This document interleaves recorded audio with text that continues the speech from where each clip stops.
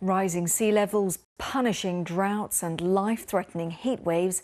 These are the potential impacts of global warming. Many of the world's most vulnerable countries say that the world must do more to limit the average rise in global temperatures. One of those countries is Vietnam, from where our science editor David Shukman reports. The painful sight of homes lost to the waves. The land here in the Mekong Delta is sinking, and at the same time the sea is rising as the world gets warmer. It's not just houses being destroyed. Farmland is vanishing as well. These farmers saw their fields slip underwater, and they're worried that it'll never be possible to hold back the sea.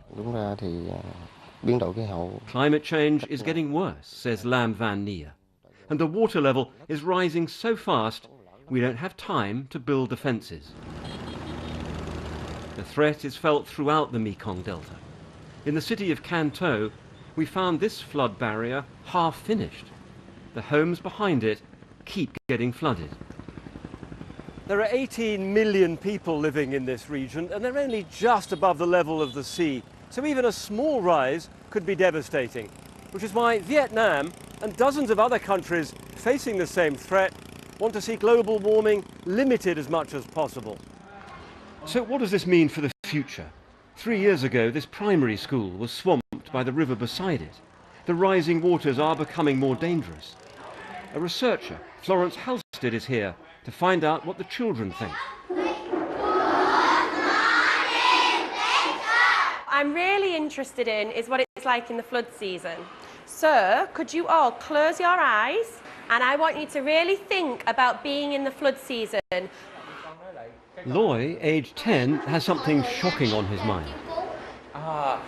The people scream out to help. Scream out to help. To help them. Right. Florence then asks the children to draw pictures of flooding, and they conjure up nightmare images of houses being washed away and hands reaching above the water. 10-year-old Tor Nu sketches a girl in a boat shouting for help. Con nghĩ là lũ rất là đáng sợ nên là mong mọi người là không bị cuốn trôi vào người. Chow has pictured a giant snake. I ask her why. Con nghĩ là con rắn cũng có thể sống dưới nước. Và tại vì nó rất là hung tợn cho nên con liền nghĩ tới nó. The hope is that encouraging this openness about flooding will prepare the children for the more hostile climate they're likely to face as adults. They live in a water world, and that's only going to increase. The water's not going away.